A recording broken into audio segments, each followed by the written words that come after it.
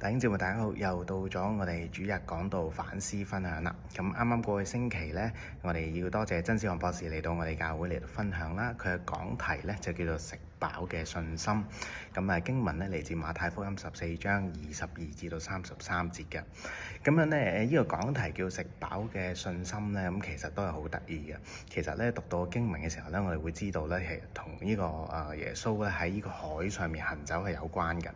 咁但係呢，我哋諗喺海上行走同食飽有啲咩關係呢？咁樣咁，原來我哋再睇翻呢個嘅海上行走嗰個前文呢，就係耶穌用5餅2魚咧餵飽咗5000個男人嗰個故事。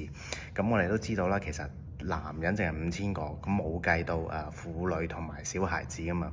咁所以可能餵飽咗10000至到15000人咁多嘅。咁究竟吃飽咗同門徒喺呢個船上面見到耶穌喺海上行走有咩關係呢？咁呢個係值得思考嘅問題啦。嗱，一般咧我哋去睇呢個耶穌喺海上面行走呢個故事咧，都會傾向咗簡化咗個故事嘅。我哋簡化咗就會理解為門徒咧見到耶穌喺海上面行走，以為見鬼啦。然之後彼得就話如果咧係你嘅話咧，就讓我喺海上面都可以行過去你嗰度啦咁樣。咁然後彼得踏出第2步嘅時候咧，就跌咗落水啦咁樣。咁咧跟住我哋通常咧都會咧去教導咧，就係話唔好學彼得咁小信。你睇下佢見到啲風浪大就跌咗落水啦咁樣。咁但係咧，我諗咧今次曾博士咧帶我哋睇呢段經文嘅時候咧，想我哋再睇得仔細一啲，讓我哋咧睇到一啲經文裡面嘅一啲嘅細節嘅，更加能夠了解到呢個故事嗱。Dr. Sam 咧提醒咗我哋咧要留意嗰個時間同埋距離。咁首先咧就係耶穌吩咐嗰啲門徒上船啦，而上船係晚上啦，而大約咧佢哋再同耶穌喺海上面見面嘅時候咧，就係大約係4更天嘅時間，即係咧凌晨3點至6點嗰個時間嚟嘅，都係夜媽媽嘅時間嚟嘅。咁即係話咧，門徒咧係由夜晚去到凌晨3點至6點嗰個時間咧，已經嗰隻船咧行咗好幾個鐘噶啦。咁即係話咧行咗好耐、好長嘅一段路程。而耶穌咧叫門徒上船之後咧，佢唔係即刻追啲門徒嘅喎，佢係咧上去祈完禱啦，祈完禱之後咧先至落嚟咧就去揾翻啲門徒嘅。咁所以咧，如果耶穌真係喺海上邊行走嚟到去追翻嗰隻船咧，其實咧應該係用緊一個好快嘅速度嘅，因為你諗下隻船行得快定人嘅速度行得快啦？咁一定係隻船行得快啦，仲要喺海上面行，係咪？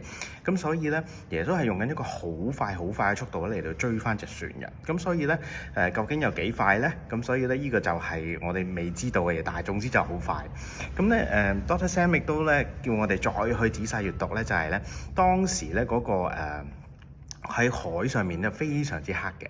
咁樣咧，所以咧係見到有一個人咧行喺呢個海上面嘅時候咧，嗰啲門徒見到以為又係有鬼怪咧，係一啲都唔奇怪嘅。而門徒嘅船咧喺嗰個時候咧，其實同耶穌咧應該仲有一段距離嘅。咁因為如果係就算好黑嘅時候，如果你係好近咧，你都會認到個耶穌啊，係咪？就係因為有一段距離，嗰個影可能好細，甚至乎咧好模糊，你先誤以為係一個鬼怪或者睇得好唔清楚，唔知道係邊個咁樣嘅。所以咧，當彼得佢聽到耶穌話唔使驚，呢個係我嚟嘅咁樣。咁其實咧，彼得提出咗一個好大膽嘅要求，就係話求你俾我喺個海上面行過去你度嗰度啦咁樣。咁咧，我哋都知道啦，之後佢見到風浪好大，所以一驚就跌咗落水啦咁樣。咁其實咧，彼得呢個係好大膽嘅要求嚟嘅。咁但係咧，我哋亦都要留意咧，就係其實咧如果一個人真係行得上嗰個水面嘅時候咧，佢跌落水砰嗰下咧，其實真係1-2秒嘅事情嚟嘅啫。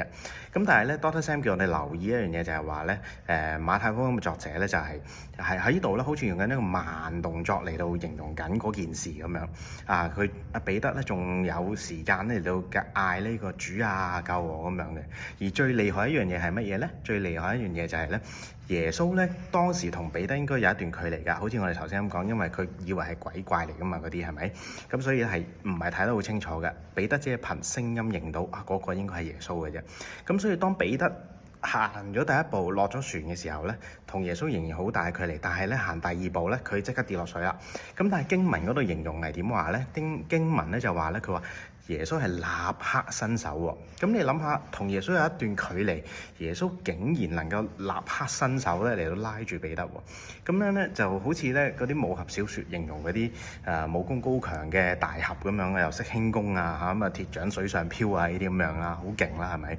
如果你俾我去形容咧，我就會形容好似嗰啲日本漫畫嗰啲主角咁樣識得瞬間轉移啊，或者係嗰啲Marvel 裏面啲超人咁樣，突然間可以轉移空間，突然間去咗另外一個地方，好快嘅，唔使1秒咁樣啦。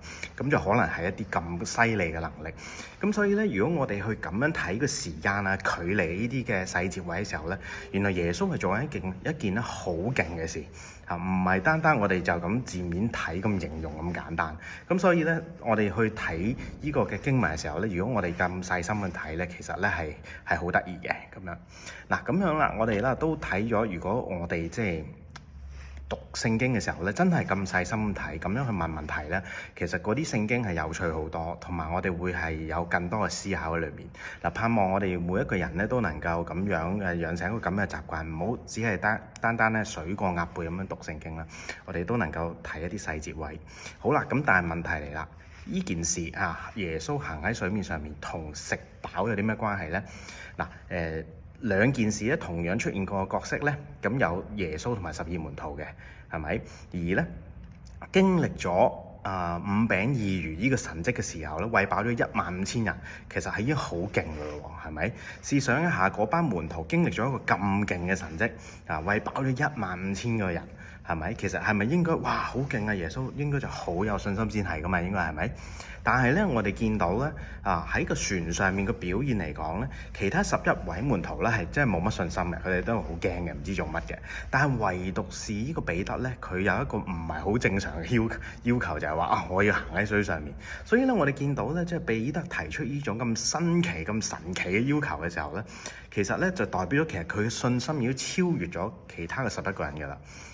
咁所以咧Doctor Sam 好好啊，即係其實呢個嘅題目咧，佢個心思咧係好得意，我覺得，因為咧吃飽嘅信心呢一樣嘢咧，就即係話講緊你經歷咗呢個5餅2魚呢個嘅事情嘅時候，你嘅信心會係點？咁可以係正面嘅喎，正面係點樣咧？正面咧就係好似彼得咁樣咯，即係經歷咗5餅2魚呢個神蹟啦。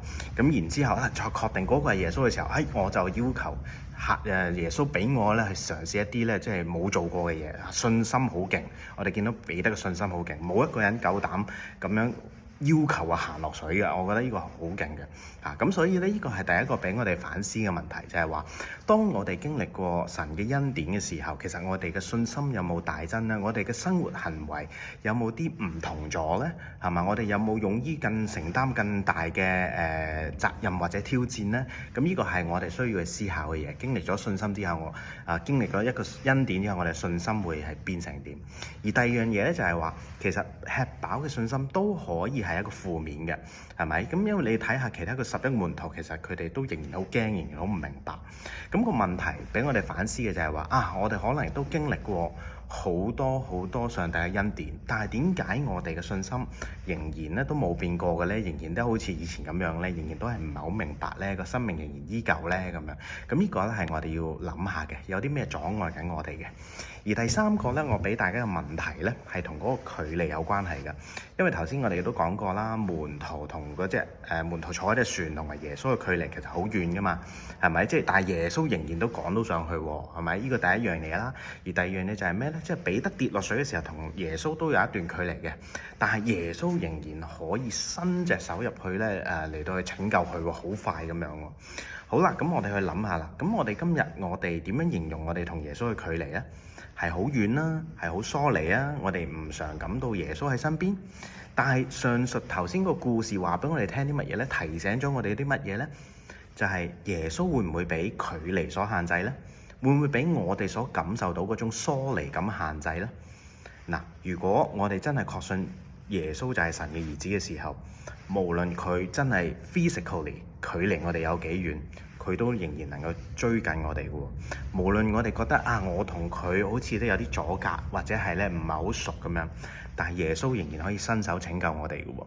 你信唔信耶穌就係一位咁樣嘅上帝，超越空間、超越距離、超越一切，而又能夠看顧到我哋與我哋同在嘅上帝呢？讓呢個咧問題咧，讓我哋咧繼續去思考，好嗎？嗱，今日就傾住咁多先，下個禮拜再同大家傾偈啦，拜拜。